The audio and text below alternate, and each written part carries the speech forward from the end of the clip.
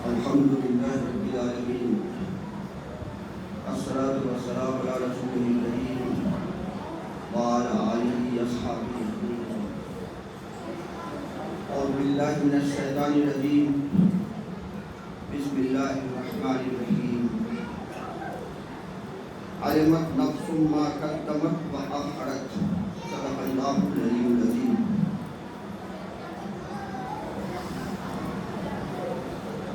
محترم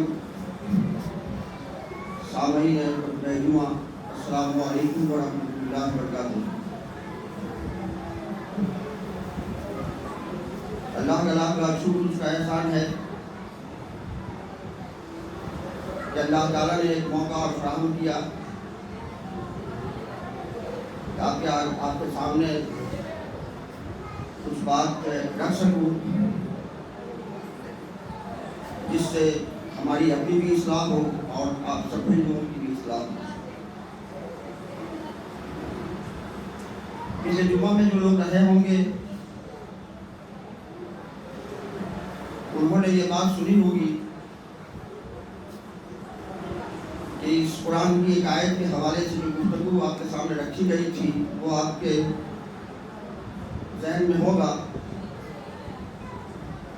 کہ انسان کو جو مہلت عمل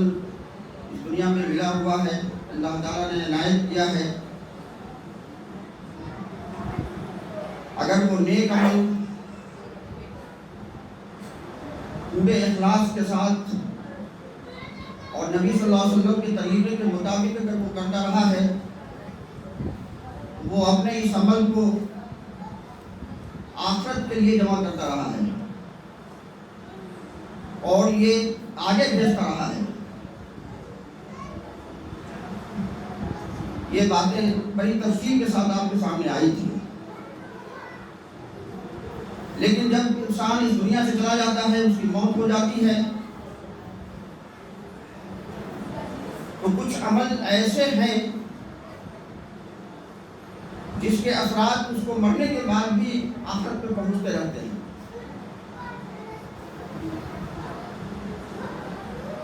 مسلم شریف کی ایک حدیث ہے، بہت ہی جامع حدیث ہے، اس کا مفہوم ہے کہ نبی صلی اللہ علیہ وسلم نے فرمایا کوئی بھی انسان جو ایک نیک عمل شروع کرتا ہے اور اس کے مرنے کے بعد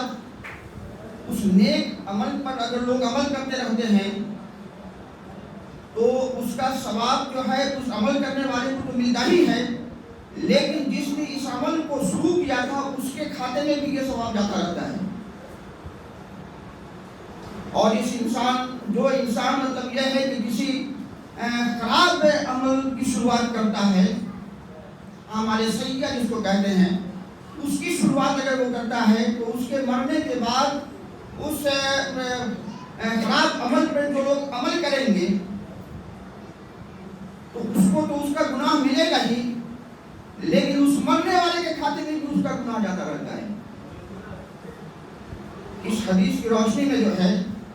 وہ یہ ثابت ہوتا ہے کہ انسان کے مرنے کے بعد جو اثرات کو اپنے عمل کا دنیا میں چھوڑتا ہے، اس کے اثرات اس کو آخرت میں ملتے رہتے ہیں۔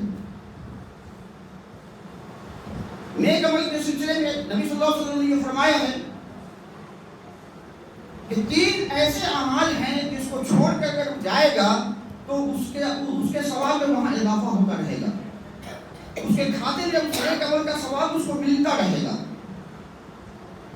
سب سے پہلی چیز جو نبی صلی اللہ علیہ وسلم نے فرمایا وہ یہ ہے کہ صدقۃ جاریہ،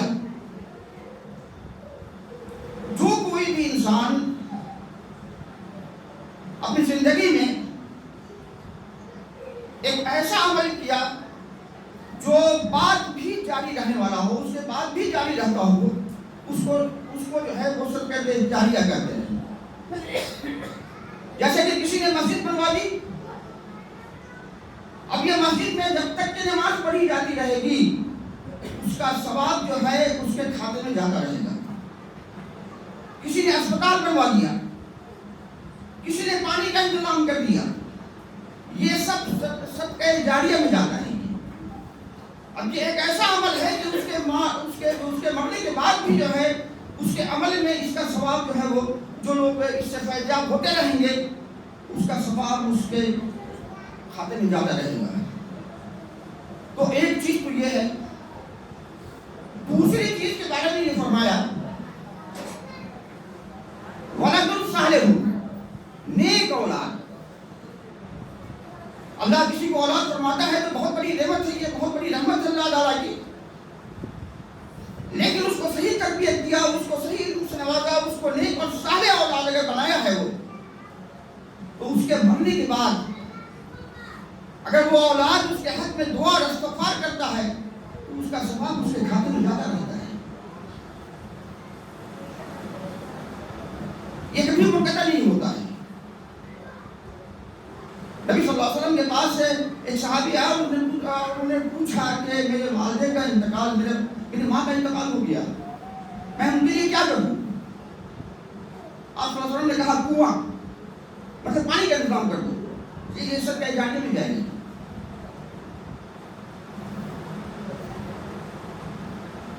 ایک صحابہ نبی صلی اللہ علیہ وسلم کے پاس آئے اور انہوں نے کہا کہ میرے غیبانے میں جو ہے میرے والد کا انتقال ہو گیا، میں کہا کروں ان کے لیے کیا کر سکتا ہوں جو سے ان کو فائدہ پہنچے؟ کیا میں ان کے لیے صدقہ کروں تو یہ ان کو ان کا ثواب پہنچے گا؟ نبی صلی اللہ علیہ وسلم نے کہا کہ ہاں پہنچے گا. صحابی نے کہا کہ میرا فلاں باغ ہم نے صدقہ کر دیا، اس میں جب تک کھجوریں پھلتی رہیں گی وہ سب لوگوں کو تقسیم ہوتا رہے گا، وہ سب کا جاری نہیں ہوگا. تو نیک اولاد اگر آپ چھوڑتے ہیں آپ اپنے پیچھے، تو وہ آپ کے لیے جب تک استغفار کرتا رہے گا اور آپ کے لیے صدقہ و خیرات کرتا رہے گا، آپ کے لیے نفلی عبادتیں کرتا رہے گا، تو سارے کا سارا ثواب جو ہے آپ کے کھاتے میں بھی جاتا رہے گا. آپ جانتے ہیں کہ ایثار ثواب ایک اہم موضوع ہے. ایثار ثواب کی یہ سب طریقے ہیں کہ آپ مرنے والوں کے لیے جو ہے وہ ایک نیک اولاد جو ہوگا وہ ایثار ثواب کا ان سب طریقوں سے کام کرے گا. وہ صدقہ کرے گا، وہ مطلب یہ ہے کہ کہیں کنواں کھدوا دے گا، کہیں پانی کا انتظام کر دے گا. ان کے والدین نے جو نصیحتیں کی تھی، جو وصیت کی تھی، اس وصیت کو وہ پورا کرے گا. اس کا اگر قرض ان پر ہے کسی کا تو مطلب یہ ہے اس قرض کو وہ ادا کرے گا. یہ ساری چیزیں جو ہے دراصل یہ سب کا جاریاں ہیں، اور یہ اگر نیک اور صالح اولاد کے ذریعے سے ہوتا ہے کہ یہ اس کا ثواب ان کو پہنچتا رہے گا. لیکن ہمارے یہاں جو ایثار ثواب کا ایک طریقہ ایجاد کر لیا گیا ہے، قرآن خوانی کا طریقہ، دراصل یہ طریقہ کہیں سے بھی کتاب و سنت سے ثابت نہیں ہے. آپ صلی اللہ علیہ وسلم کی چہیتی بیوی کا انتقال ہوا، آپ نے کبھی ایسا نہیں کیا. آپ کے بیٹوں کا انتقال کبھی ایسا نہیں کیا. صحابہ کرام کے درمیان لوگوں کی موت ہوتی رہی لیکن کبھی صحابہ کرام نے اس طرح کی محفلیں نہیں سجائی ہیں. لیکن ہمارے یہاں یہ رائج ہے، اور ہم اس بات کی پرواہ نہیں کرتے کہ مرنے والا قرض دار تھا، مرنے والے کی کیا وصیت تھی، اس کی پرواہ کیے بغیر ہم ان سب چیزوں پہ خرچ کرتے ہیں. بڑے دھوم دھام سے ملاد کرتے، بڑے دھوم دھام سے قرآن خوانی کی مجلسیں منعقد کرتے ہیں. یہ سب طریقے جو ہے نبی صلی اللہ علیہ وسلم سے اور قرآن سنت ثابت نہیں ہے. تو اس کا ثواب کیا ہوگا کہ الٹے آپ گناہ کے مرتکب ہوتے ہیں. تیسری چیز جو نبی صلی اللہ علیہ وسلم نے بتایا وہ یہ بتایا کہ علم صالح اگر اس نے کر کے چھوڑا ہے، کر کے گیا ہے، تو اس کا ثواب بھی اس کو ملتا رہے گا. علم صالح ایسا علم جس کو پڑھ کر کے، جس کو سن کر کے، جس کو اختیار کر کر کے لوگ ہدایت کے راستے پر چلے لیں، نیک اور بد میں تمیز کرنے والے ہو جائیں، توحید و شرک کے مابین فرق کرنے والے ہو جائیں، سنت اور بدعت کے درمیان فرق کرنے والے بن جائیں، تو ویسا علم اس کو ہمیشہ جو ہے کرنے والے کو بھی نفع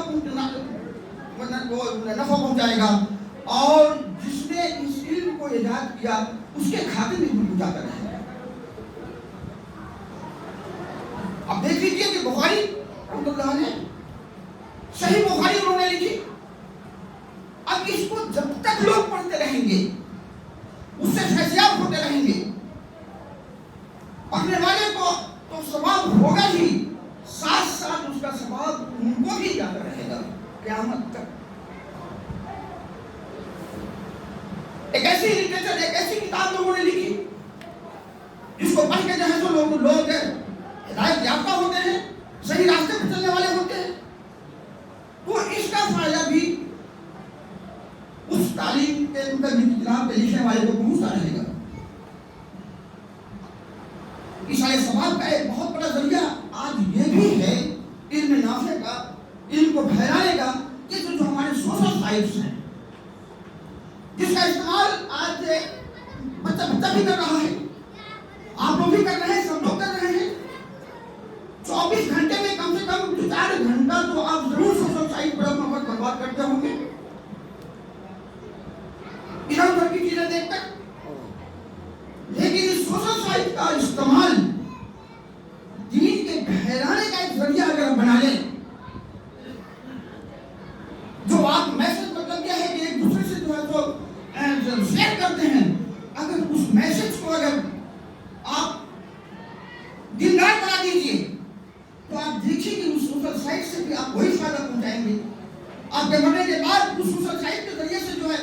جو آدمی آپ کے قرآن کو دیکھے یا آپ کے قرآن کو سنے اور اسے وہ اگر ہدایت یافتہ ہو جائے تو اس کے نتیجے میں جو ہے آپ کو آپ کے مرنے کے بعد بھی یہ سوشل سائٹ آپ کو فائدہ پہنچاتا رہے گا۔ لیکن ہم نے ایسا سوچا نہیں، ہمارے سامنے یہ سب باتیں ہیں نہیں، ہم یہ سب باتیں جانتے نہیں ہیں، اور نہ ہم کو اس انداز سے بتانے کی کوشش کی جاتی ہے۔ یہی وجہ ہے کہ ہم سوشل سائٹ پر جا کر بھی جو ہے اپنے وقت کو برباد کرتے ہیں، اور ایسے ایسے پروگرام میں ہم منہمک ہو جاتے ہیں جس کا کوئی فائدہ نہیں ہوتا، الٹے ہمارا نقصان ہوتا ہے۔ اسی طرح یہ تو نیک عمل ہے، لیکن بد عمل جو ہمارے سید کو کہا جاتا ہے، اگر مان لیا کہ کسی نے اگر کسی کا قتل کیا تو اس قتل کا جرم تو اس کے ذمہ ہوگا ہی، لیکن اس کا عذاب جو ہے آدم علیہ السلام کے اس بیٹے کو بھی پہنچے گا جس نے سب سے پہلے اس دنیا میں قتل کیا تھا۔ ایک بھائی نے دوسرے بھائی کو قتل کر دیا تھا، جتنے بھی قتل ہوتے رہیں گے قیامت تک اس کا بدلہ آدم علیہ السلام کے اس بیٹے کو بھی پہنچتا رہے گا اس کا عذاب۔ تو اگر آپ اس سوشل سائٹ کے ذریعے سے کوئی ایسا پروگرام اگر آپ دیتے ہیں جو مطلب کہ ہمارے سیاح میں آتا ہے، جتنے لوگ اس کو دیکھتے رہیں گے آپ کے مرنے کے بعد سب کا عذاب آپ کے سر جاتا رہے گا۔ اس لیے اس آیت کی روشنی میں جو عمل آپ کرتے ہیں اپنی زندگی میں وہ آپ آگے بھیج رہے ہیں، جو آپ پیچھے چھوڑ کے جاتے ہیں جس کی تفصیل آپ کے سامنے آئی، اس کا ثواب بھی آپ کو یا عذاب آپ کو پہنچتا رہے گا۔ اس لحاظ سے اس آیت کی روشنی میں جو ہے ہر آدمی اپنے اپنے عمل کا احتساب کرے، ہر آدمی اپنے اپنے عمل کا جائزہ لے کہ ہم کو جو زندگی ملی ہوئی ہے اس میں ہم کیا کرتے ہیں، ہمارے سیاح کرتے ہیں یا ہمارے صالح کرتے ہیں، کہ ہمارے جانے کے بعد جو ہم نے عمل کے اثرات چھوڑے ہیں وہ ہمارے صالح کی حیثیت چھوڑے ہیں یا ہمارے سیاح کی حیثیت چھوڑے ہیں۔ ہر آدمی کو اس کا اپنا اپنا احتساب کرنا چاہیے، اور اس آیت کی روشنی میں ہم کو اپنی زندگی گزارنا چاہیے، اور اس انداز سے ہم کو سوچ کر کے اپنے عمل کو صحیح کر لینا چاہیے۔ تو آپ کو